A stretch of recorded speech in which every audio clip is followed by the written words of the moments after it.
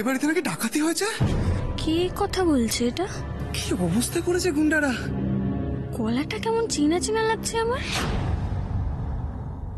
কার গলা ছিল এটা? কার গলা ছিল? খুব চেনা। আমার সঙ্গে আগেও কথা হয়েছে, কিন্তু আমি কিছুতেই মনে করতে পারছি না কার গলা। কার গলা? কার গলা? আমার কোনো বন্ধুর গলা হতে পারে কি? না, আমার কোনো বন্ধু যদি হয় তাহলে সে তো আমাকে ফোন করবে আগে। আমার বাড়িতে ডাকাতি হয়েছে আমাকে জানালো না, এদিকে আমার না না না না, কার গলা হতে পারে? এত চেনা লাগছে আমার। আমাদের পাড়ার কেউ কি? পাড়ার কেউ বলতে গেলে ডাক্তার কাকা আর মাস্টার মশাই।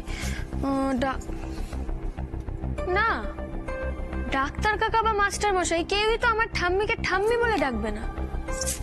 তাহলে কার গলা আমি মনে করতে পারছি না। কার গলা? কার গলা? কার গলা হতে পারে? এত চেনা চেনা। কার গলা? শুনলাম এ বাড়িতে নাকি ডাকাতি হয়েছে, সব নাকি কেড়ে করে নিয়ে গেছে। কি অবস্থা করেছে গুন্ডারা। আমার দিদি কোথায় সেটা জানতে চাইছি। আমি তো এখানেই এসেছিলাম আজকে বর্ষার খোঁজ করতে, জানলাম যে ও নাকি পালিয়ে গেছে। কুনাল? কুনাল আমার বাড়িতে কি করছে? আর ডাকাতির কথা ও জানলো কি করে? না, কুনাল তো মোটেই সুবিধার ছেলে নয়। কি ধান্দা নিয়ে আমার বাড়িতে ঢুকেছে কুনাল? আরে কেশব, ভালো হয়েছে বাবা তুমি এসেছো। দেখো না কি সব হয়ে গেল। হ্যাঁ সত্যি ঠাম্মি, কি যে। আচ্ছা, ডাকাতির খবর তুমি জানলে কি করে? এখনো তো এ পাড়ার অনেক লোকই জানে না। খবরটা তোমাকে কে দিল?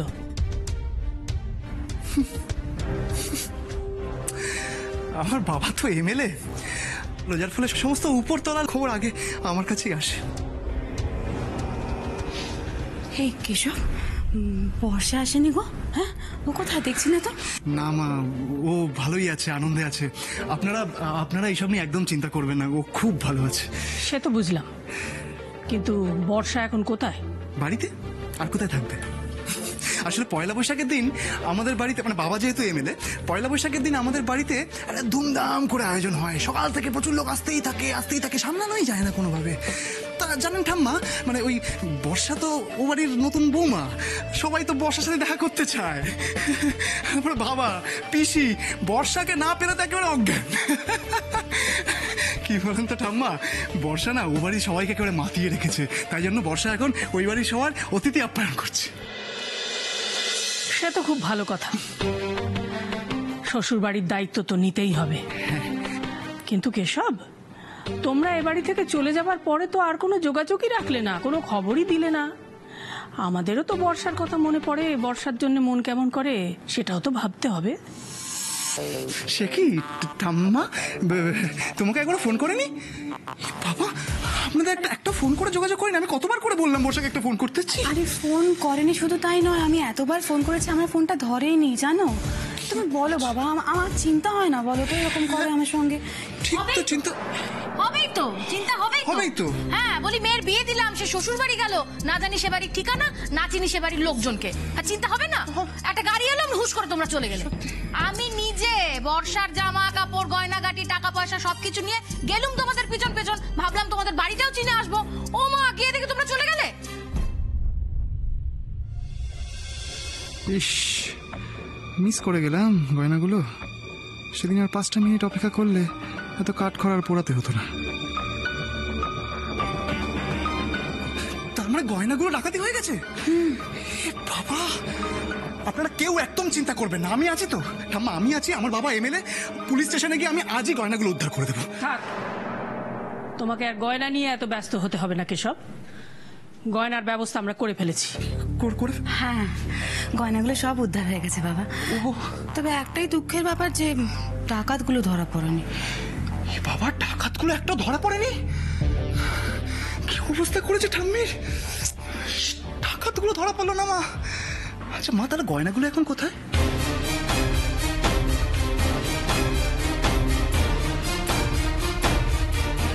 কাকু, কি কি হয়েছে?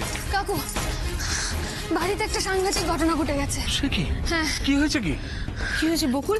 তোমার বাড়িতে মা ঠাম্মি ঠিক আছেন তো? না, ঠিক নেই। বাড়িতে ডাকাত পড়েছিল। কি সর্বনাশ কাণ্ড! ডাকাত ওই রিভলভারের বাট দিয়ে ঠাম্মির মাথায় মেরেছে, ঠাম্মির মাথা ফেটে গেছে। কি বলছো কি? এত বড় একটা ঘটনা ঘটে গেল অথচ আমরা কিছু জানতে পারলাম না। কাকু, আমি বকুল বকুল বকুল শুনুন শুনুন, আপনি এখানে বসুন, আসুন আসুন, বসুন বসুন, শান্ত হয়ে বসুন। এবার আমাকে ঠান্ডা মাথায় বলুন কি হয়েছিল। মানে দিনে দুপুরে এরকম একটা ঘটনা ঘটে গেল, আশেপাশে লোকজন বন্ধু বান্ধব কেউ ছিল না, আর কেউ কেউ কিচ্ছু দেখেনি। দিনে দুপুরে ঘটেনি, কালকে সন্ধেবেলা ঘটেছে ঘটনাটা। মা আর ঠাম্মি তখন বাড়িতে একাই ছিল। ডাকাতরা এসে সব সব চুরি করে নিয়ে গেছে। টুম্পা মাসিও ছিল না। আমি নববর্ষের প্রণাম জানাবো বলে ফোন করেছিলাম, তখন তখন আমি সবটা জানতে পারি। তা এখন কেমন আছেন ওনারা?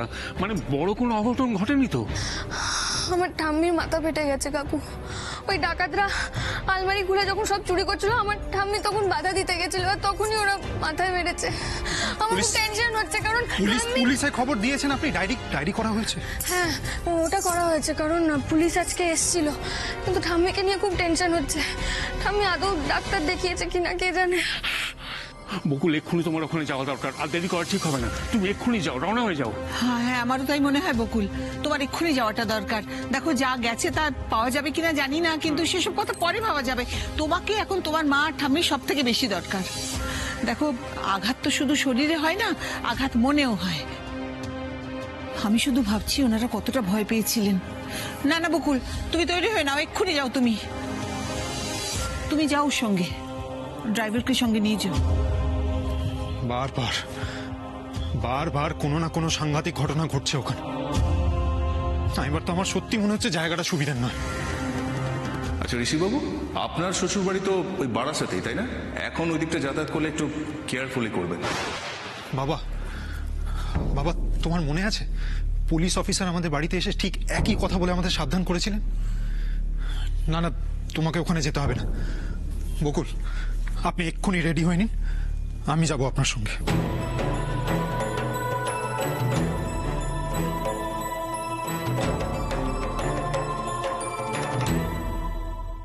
গয়নাগুলো পুলিশ স্টেশনে আছে, সুরক্ষিতই আছে। সময় মতো গিয়ে নিয়ে আসবো। বাহ, খুব ভালো খবর। কিন্তু দেরি করবেন কেন আমি এটাই বুঝতে পারছি না। আজকেই চলুন, আজকে গিয়ে নিয়ে আসি। নিজেদের জিনিস নিজেদের কাছে রাখাই ভালো। আমাদের ওপর হঠাৎ এত দরদ কিসের? কেশব, বাবা তুমি একটু বসো না। এই টুম্পা, না না মা, এখন বসবো না, এখন যাই, আগে চলুন থানায় যাই। আরে তুমি বুঝতে পারছো না বাবা, আজকে পয়লা বৈশাখের দিন তুমি এলে, ঠিক মতো যত্ন আত্মীয় করতে পারছি না। কাল থেকে যা যাচ্ছে না বাবা, কি আর বলবো। যত্ন আত্মীর কথা আসছে কেন? হ্যাঁ, নিজের ছেলে হলে পারতেন এরকম ফর্মালিটি করতে? বলুন, পারতেন? এ বাবা, তা নয় বাবা, তুমি বসো না, একটু মিষ্টি খেয়ে না, একটু মিষ্টি মুখ তুমি করতে হবে। মিষ্টি মুখ পরে তো হবে। গয়না পাওয়া গেছে, এর থেকে ভালো খবর কিছু হতে পারে? কি ঠাম্মা, গয়না পেয়ে গেছি, রাত্রেবেলা এসে নয় মিষ্টি মুখ হবে? হ্যাঁ, এখন চলুন, রেডি হয়নি, আমি তার পালিয়ে যাচ্ছি না। পালিয়ে যে যাবে না এমন কথাও তো জোর দিয়ে বলা যাচ্ছে না। ঠাম্মা, কি বললেন? মা, ঠাম্মা নিজের নাত জামাইকে বিশ্বাস করে না? বিশ্বাস তো করতে ইচ্ছে করে, কিন্তু কি করব বলো?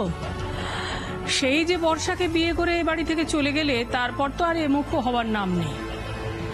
না কোনো খবর, না একটা ফোন।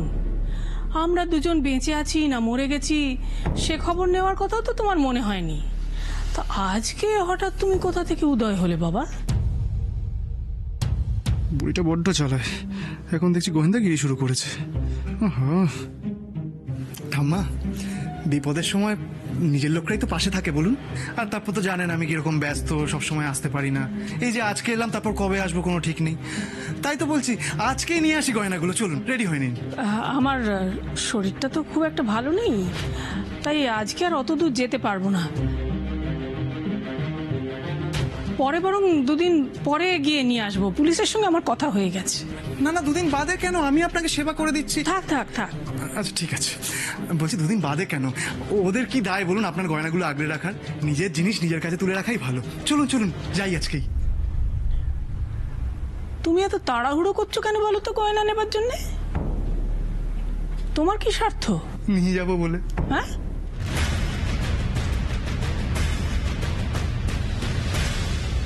শান্ত হন তো একটু, আমরা তো একটু পরে যাব। আপনি আমাকে বলুন কি বার করতে হবে, আমি আপনার জামা কাপড় বার করে দিচ্ছি। বলুন কোনটা বার করব? এ কি, আপনার বাকি জামা কাপড় কোথায়? এই কটা শাড়ি মাত্র।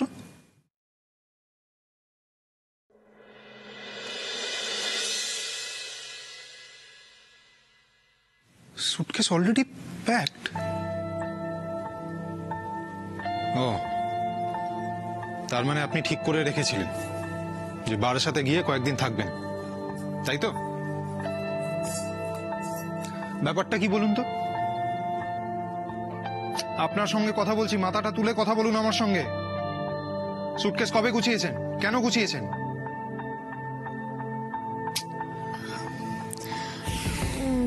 আমি এই ঘরে ফিরে এসে আর সুটকেস থেকে জামা কাপড় বের করিনি, ওরম গোছানোই আছে। মানে আপনি অদ্ভুত মেয়ে তো। আপনি এইভাবে থাকতে আপনার অসুবিধা হয়নি? কি করব বলুন, আমি তো জানি না হুট করে আবার কবে আপনার মুড অফ হয়ে যাবে আর আপনি আমাকে ঘর থেকে বের করে দেবেন। তাই ওগুলো ওরম ভাবেই আছে, আমি আর কিছু করিনি।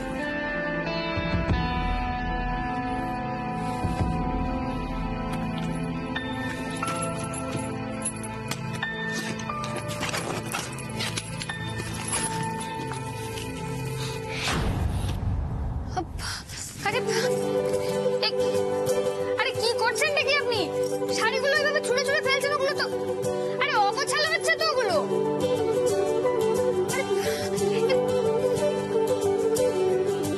ঠিক আছে ঠিক আছে, আমি এই শাড়িগুলো গোছাবো না, তখন কিন্তু আপনি আমাকে বকতে পারবেন না, ব্যাস।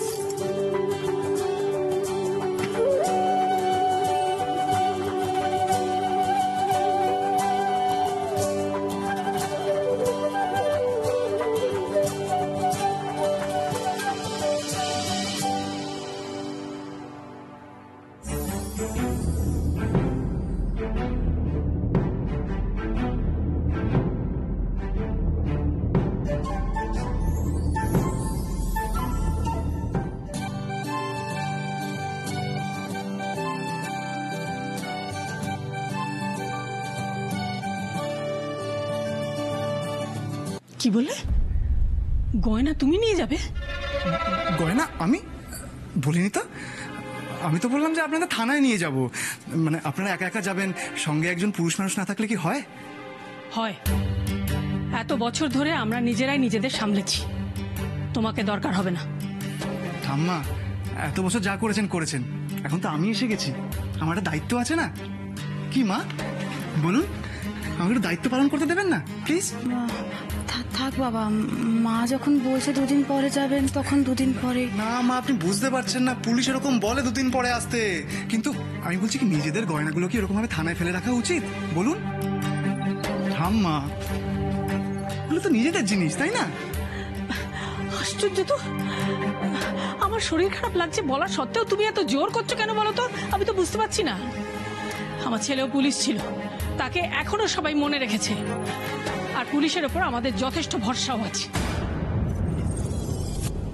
এই তো ঠাম্মা রেগে গেলেন আমার উপর। আমি তো ভালোর জন্যই বল, মা দেখুন রেগে গেল আমার উপর। না না বাবা, রাগ করেনি তোমার উপর, আমরা বুঝতে পেরেছি তুমি আমাদের ভালোর জন্যই। দেখুন মা, আমি আপনাদের সাবধান করতে চাই, মানে আমার বাবা তো পলিটিশিয়ান, এইসব জিনিস তো আমি ছোট থেকেই দেখছি, বুঝলেন তো? মানে আমি মানছি যে আমার শ্বশুরমশাই হয়তো খুব ভালো একজন পুলিশ অফিসার ছিলেন, তাকে আজকেও লোকজন মনে রেখেছে, কিন্তু কি বলুন তো, মানে সব পুলিশ তো সমান নয়, কত অসৎ লোক চারদিকে এখন। কিছুদিন পরে গেলেন, হয়তো দেখলেন সোনা গয়নাগুলো সব বেহাত হয়ে গেছে, অতগুলো গয়না তার বদলে পড়ে আছে একটা দুল। তখন তখন কি করবেন বলুন? ঝগড়াঝাটি করবেন পুলিশের সাথে? ওমা, এভাবে থানা থেকে গয়না বেহাত হয়ে যেতে পারে নাকি? বাবা, আমি তো সেই কথাই বলছি তোমাকে, সাধারণ মানুষকে কজন ভাবে বলুন?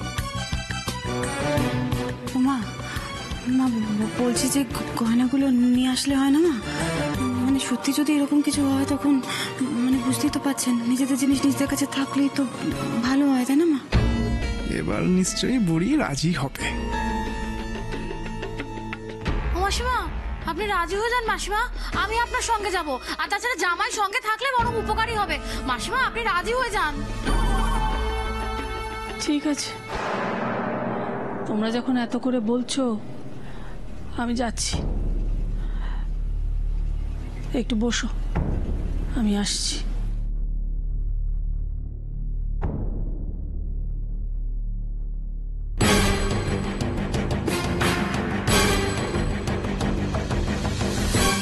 আমার তো ভেবেই ভয় লাগছে যে ওই ডাকাতগুলো যদি আমার মা ঠাম্মিকে গুলি টুলি কিছু চালিয়ে দিত আপনি তখন। প্লিজ চিন্তা করবেন না, আপনার মা ঠাম্মির কিচ্ছু হবে না, শান্ত হন। আমি একটা কথা বলবো, এখন আপনার বাড়ির যে অবস্থা, তার মধ্যে আপনি আজকেই যাবেন আজকেই ফিরে আসবেন, আমার মনে হয় না এটা ঠিক হবে। মানে মানে আপনি বলতে চাইছেন যে আমি এখান থেকে চলে গিয়ে ওখানে কদিন থাকি, তাই তো? মানে আচ্ছা আচ্ছা আচ্ছা, বেশ, ঠিক আছে ঠিক আছে, আমি এখান থেকে চলে যাচ্ছি, আর ফিরবো না, হয়েছে?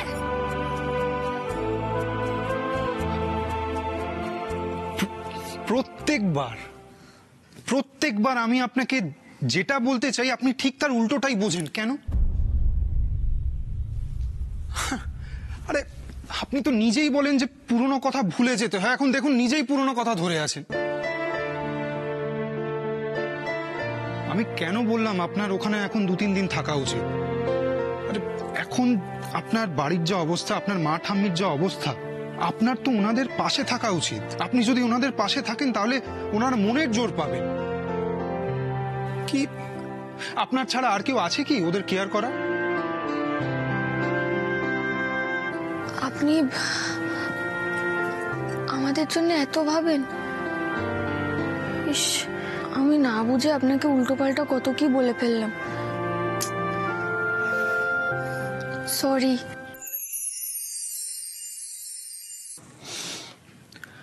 আচ্ছা ঠিক আছে, যান, এখন রেডি হয়নি। ও আপনার সুটকেসটা তো, মানে জামা কাপড়গুলো তো আমি এলোমেলো করে দিয়েছি, সুটকেসটা আবার গোছাতে হবে। চলুন আপনাকে হেল্প করে দিই। ও ঠিক আছে, আমি করে নেব। এমন বেশি কিছু জিনিস তো আর নিতে হবে না, ঠিক আছে।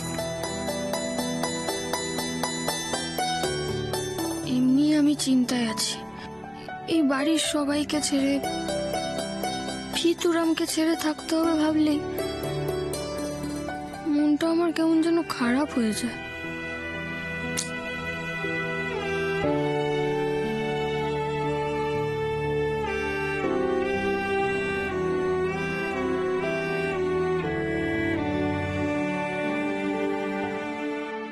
আমি আপনার সঙ্গে ঝগড়া করি ঠিকই, আপনার উপর রাগও করি, কিন্তু আজকে যখন দেখছি না যে আপনি চলে যাচ্ছেন আর এই বাড়িতে কয়েকদিন থাকবেন না, এই কথাটা ভেবে কেমন জানি একটা খারাপ লাগছে।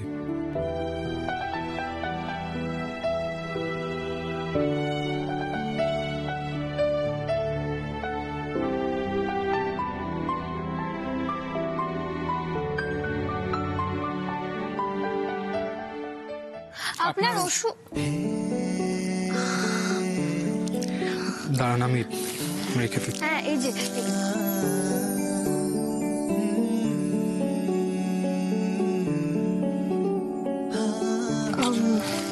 বলছি বা আপনি ওই আপনার ওষুধগুলো কিন্তু সময় মতো খেয়ে নেবেন। হ্যাঁ, আপনি সময় মতো খাবেন ওষুধ, আর বকুল নিজের খেয়াল রাখবেন।